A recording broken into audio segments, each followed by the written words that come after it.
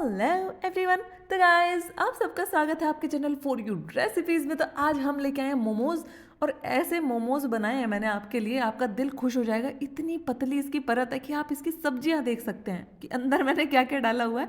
मोटी परत वाली जो दिक्कतें होती हैं वो क्यों होती है, जब आप बनाते हैं वो बनाते हुए फट जाते हैं। यहाँ पे अगर आप देखें तो जो मोमो है कम से कम 1.5 गुना वो फूल के बढ़ गया है, पर उसके बाद भी वो फटा नहीं है। तो सारी टिप्स ट्रिक्स मैं आपको बताने वाली हूँ।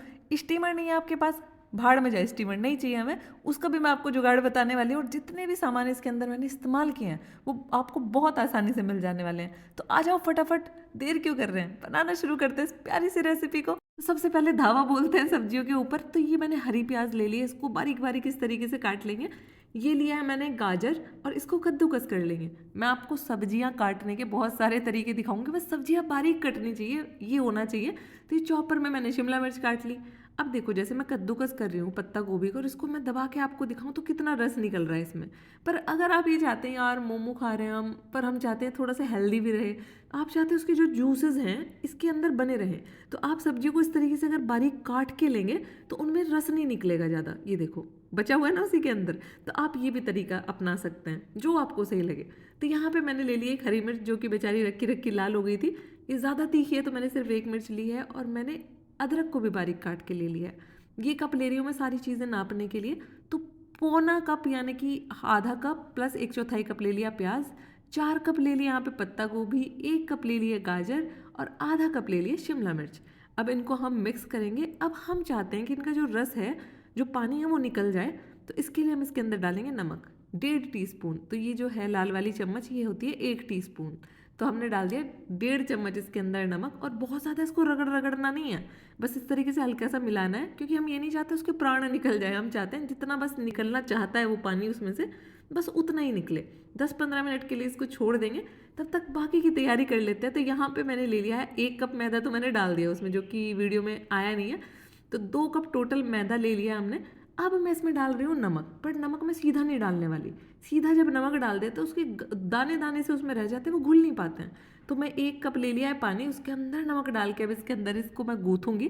तो अब मैं आपको एक चीज़ बताऊँ, इसमें आपको आधा कप पानी तो बिना सोचे समझे डाल देना है जब आप आटा बना रहे हैं। उसके बाद जब पानी डालो तो बहुत सोच समझ के धीरे धीरे थोड़ा थोड़ा सा डालना। अब आटा हमें किस तरीके से तैयार करना है, आटा थोड़ा टाइट होना चाहिए। कितना टाइट भाई, कैसे पता चलेगा? एक तो इतना टाइट होता है कि आप उस पर काम ही नहीं कर पाओगे। आप उसकी गोला बनाने की कोशिश करोगे तो सही से गोला भी नहीं बनेगा, बहुत ऊबड़ खाबड़ बनेगा। तो उसमें बस हल्का सा पानी जब आप ऐड कर दोगे और उसके गोले बनने शुरू हो जाएंगे, मतलब सही से आप उस पर काम कर पाओगे। तो ऐसा आटा आपको चाहिए। तो अभी यहाँ पे एक चीज़ नोटिस करो आप कि इसके अंदर खिंचावट नहीं है। जब मैं इसको खींच रही हूँ तो ये आराम से टूट रहा है। अगर इसमें खिंचावट नहीं होगी तो क्या होगा, जब आपका मोमो जो होगा वो फूलेगा तो फूलते हुए वो फट जाएगा, क्योंकि उसमें खिंचावट नहीं है। जैसे सपोज करो गुब्बारा है, गुब्बारे को आप फुलाते हो तो वो फूल जाता है, फटता नहीं है, क्योंकि उसके अंदर खिंचावट होती है।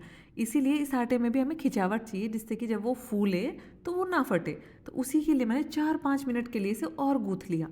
तो ये देखो मैंने इससे आपको एक पेड़ा बना के दिखाया है। इसको दबाया है मैंने, नॉर्मल जैसे दबाते हैं, तब भी इसके अंदर दरारें हैं। पर अगर मैं इसको थोड़ा सा तेज़ दबाते हुए बनाऊंगी तो इसकी दरारें चली जाएंगी। तो इससे सिर्फ ये दिखाना चाहती हूँ आपको कि किस तरीके का आटा ये हमारा बन के तैयार हुआ है। आप देख सकते हैं जैसे मैं इसको दबा रही है क्या होता है, दबा रही हूँ तो ये किस तरीके से ऊपर उठ के आ रहा है। इसकी स्ट्रेचेबिलिटी यानी कि खिंचावट बढ़ाने के लिए इसको थोड़ी देर के लिए रखना बहुत ज़रूरी है। कम से कम 15-20 मिनट इसको रखेंगे, और वो भी पॉलीथीन के अंदर। पॉलीथीन के अंदर जब रखते हैं तो मैं आपको दिखाऊंगी क्या फ़र्क पड़ता है इससे।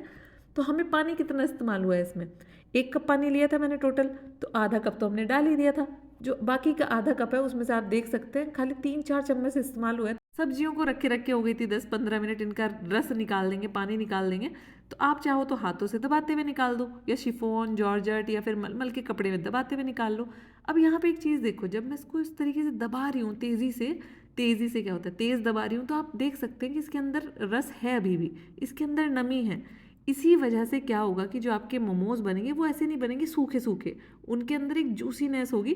तो इसीलिए मैंने आपको ये टिप दी है बहुत अच्छी सी, इसको ध्यान रखना बनाते हुए।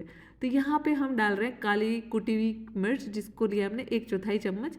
और ये मैंने मोमो की चटनी बनाई है, और ये 30 दिन तक आप बिना फ्रिज के रख के खा सकते हैं। और इसको बनाने में ना टमाटर मिर्चों को पीसना, ये करना वो करना कुछ नहीं है। बहुत आसान है। तो अगर आपको इसकी रेसिपी देखनी है तो आई बटन पे जाओ, ये ऊपर है ना सीधे हाथ पे, इस पे क्लिक करो, आप पूरी रेसिपी देख सकते हैं। तो 2 चम्मच मैंने मोमो की चटनी डाल दी, 2 चम्मच मैंने रिफाइंड ऑयल डाल दिया। पर हाँ, अगर आपके पास बटर है, रिफाइंड ऑयल मत डालना, फिर आप बटर डालना 2 से 3 चम्मच, क्योंकि ये सैचुरेटेड फैट होता है, यानी कि जमने वाला फैट होता है। तो जो इसके अंदर नमी होती है ना सब्जियों के अंदर, उसको बांध देता है, बाहर नहीं निकलने देता, तो आपके मोमो का फटने का खतरा कम हो जाता है। तो ये मैंने ले लिया हरे प्याज, ये 1/4 कप से थोड़े से कम है। 2 चम्मच ले ली अदरक, 1 चम्मच मैं डाल रही हूँ उसके अंदर हरी मिर्च। आप ज़्यादा भी डाल सकते हो, पर ये तीखी थी, मेरी बैंड बज जाएगी, इससे ज़्यादा नहीं डाल रही मैं। 7-8 लहसुन की कलियां मैंने इसमें काट के डाल दी हैं, वो वीडियो में दिखाई नहीं दी है, पर आपको ज़रूर डालना है। तो अब आप देख सकते हो कि इसमें कितनी नमी है, कितना मॉइस्ड है ये हमारा मिश्रण। इसकी वजह से क्या होंगे, जो आपके मोमोज होंगे ना वो बहुत ही जूसी बनेंगे, बिल्कुल भी ऐसे नहीं बनेंगे कि सूखे सूखे से लग रहे हैं। हाँ, मेरे को पता है इसको मोमो बोलते हैं, बट यार मेरी आत्मा तृप्त नहीं होती जब तक मैं इसको मोमोज कह के नहीं बुलाती हूँ। 20 मिनट इसको रखे रखे हो गई थी, और आप देख सकते हैं इसके ऊपर क्या बेहतरीन सी चमक है। इसको इस टाइम पे आपको गूंथने की बिल्कुल भी ज़रूरत नहीं है, और ये पहले से मुलायम हो गया है। अब हम इसमें से इस तरीके से गोले तोड़ लेंगे, छोटे छोटे, जैसे पूरियाँ होती है ना, पूरी से आधा गोला आपको बनाना है, और गोल करने की इसको ज़रूरत नहीं है आपको। और यहाँ पे देखो गाइस जादू, पहले ये कितना खिंच नहीं रहा था, और अब देखो इसमें कितनी खिंचावट आ चुकी है। और बस इसी वजह से आपके जो मोमोज हैं जब वो फूलेंगे वो बिल्कुल नहीं फटेंगे।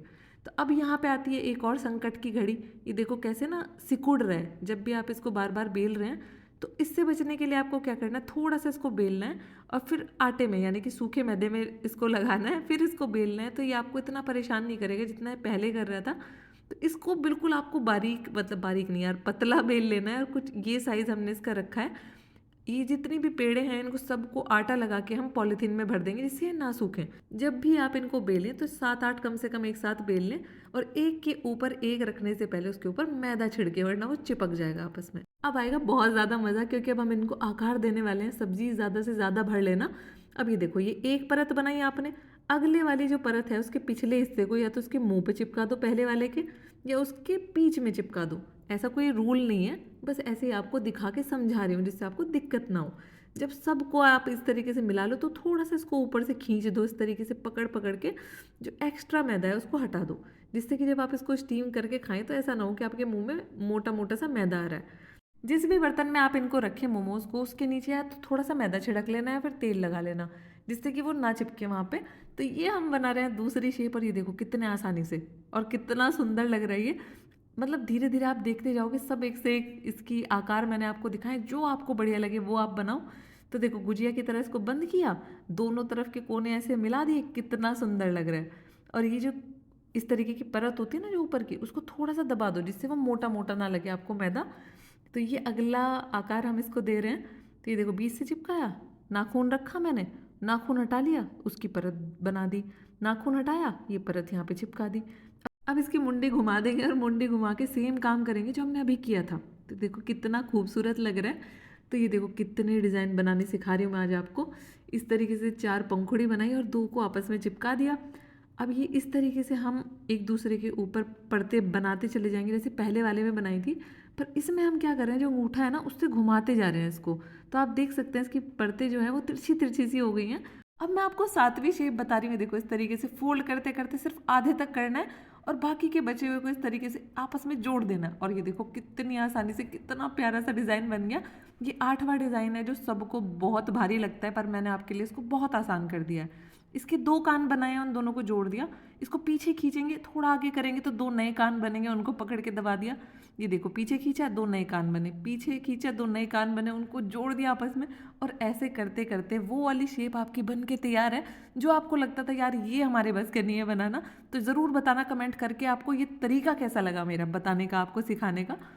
अपने मोमो को स्टीम करने वाले जुगाड़ में हमने क्या करना है, अब ये ऊपर तेल लगा लेना है थोड़ा सा। अब क्या है कि मोमोज हम इस वाली मेथड में बहुत पास पास रखेंगे तो वो आपस में चिपके ना, उसके लिए उस पर तेल लगाना ज़रूरी है। तो सबसे बढ़िया तरीका यही है कि एक पॉलीथीन लो, उस पर थोड़ा सा तेल लगाओ, और फिर मोमो को उसके अंदर रख के हल्के हाथों से इस तरीके से करोगे तो तेल लग भी जाएगा, और उनका जो शेप है, आकार है, वो भी ख़राब नहीं होता है। अब हमें क्या करना है, इसको मीडियम आंच पे यानी कि मध्यम आंच पे स्टीम करना है लगभग 12 मिनट के लिए। ये अगला तरीका है कि आप कढ़ाई में नीचे पानी रखो, स्टैंड के ऊपर ये फिर जाली रखो, और फिर मोमो रख के और उस पर हल्का सा तेल लगा के उसको स्टीम आप कर सकते हैं। अब आपको लगेगा यार पानी कितना चाहिए वो भी बता दो। कभी कभी क्या होता है पानी कम रह जाता है और वो फिर पूरी जल जाती है बर्तन। तो कम से कम 2.5 कप पानी लेना है, यानी कि 600 ml। ये हमारा तीसरा तरीका है प्लेट में इसको स्टीम करने का। और 12 मिनट के बाद अब आप ये नज़ारा देखो कि क्या साइज़ था इनका पहले और अब क्या हो गया है। तो आप समझ रहे हैं कि जो हमने आटा बनाया था वो बिल्कुल परफेक्ट बनाया था कि फूलने के बावजूद भी ये बिल्कुल भी फटे नहीं है। और आपको टेस्ट कैसे करना है कि ये हो गए कि नहीं हुए हैं। पहली बात तो आप देख सकते हैं कि इनका साइज़ बिल्कुल 1.5 गुना हो गया है, इनका रंग चेंज हो जाता है और इनके अंदर की जो सब्जियां होती हैं वो आपको दिखनी शुरू हो जाती हैं। आप देख सकते हैं कि हर एक मोमो के बाहर से ही आप देख सकते हैं कि इसमें सब्जियां दिख रही हैं। अब ये वाला अगर आप मोमो देखें तो ये पिचक गया है, ये फूला नहीं है। तो ऐसा क्यों होता है? काफ़ी लोगों के साथ ऐसा होता है कि तब होता है जब आप सब्जी कम भरते हैं और जब मोमो पकने के लिए हम रखते हैं तो वो फूलता है, फूल के वो वापस से श्रिंक होता है। तो जब वो वापस से उसी जगह पे आने की कोशिश करता है तो उसको वहाँ सब्जियाँ दिखती नहीं है, वो खोखला होता है अंदर से, तो वो श्रिंक हो जाता है इस तरीके से। तो इसीलिए बोला था कि सब्जियाँ थोड़ी सी ज़्यादा भरना। और ये जो जाली पे हमने बनाए थे आप देख सकते हैं कि कितने बढ़िया फूल के तैयार हुए हैं। पर अगर आप देख पाएँ कि जाली के ऊपर थोड़ा थोड़ा पानी है, इस वजह से क्या होता है जब इनको हम पकाते हैं तो वो पानी हल्का हल्का सा नीचे की तरफ रहता है मोमो में। पर ऐसा बिल्कुल नहीं है कि ये पके नहीं, बिल्कुल पक के तैयार होते हैं। तो जो भगोने वाला है उसको मैं सीधा आपको तोड़ के दिखाती हूँ। और ये देखो गाइस कितनी पतली इसकी परत है, कितना जूसी इसके अंदर सब्जियां हैं। मैंने देखो इसे जितना आपको डिटेल में बता सकती थी मैंने आपको बिल्कुल एक्सप्लेन की हैं सब चीज़ें। उसके बावजूद भी अगर आपको ऐसा लगे कि कुछ चीज़ें आपको समझ नहीं आ रही हैं तो कमेंट करके आप पूछ सकते हैं। पर इस रेसिपी को ट्राई ज़रूर करना, आपको मज़ा आ जाएगा बना के। इसमें अजीनोमोटो नहीं डाला जो कि सेहत के लिए इतना ख़राब होता है। सोया सॉस आपको जल्दी से ना मिले या मिले पता नहीं चलता है, वो भी नहीं डाली है मैंने। तो आपकी सहूलियत के हिसाब से सारी चीज़ें की हैं तो उसको ट्राई करना बनता है। तो इन्जॉय कीजिए बेहतरीन से गोल मटोल से मोमोज की recipe. Till then take care, enjoy and bye bye.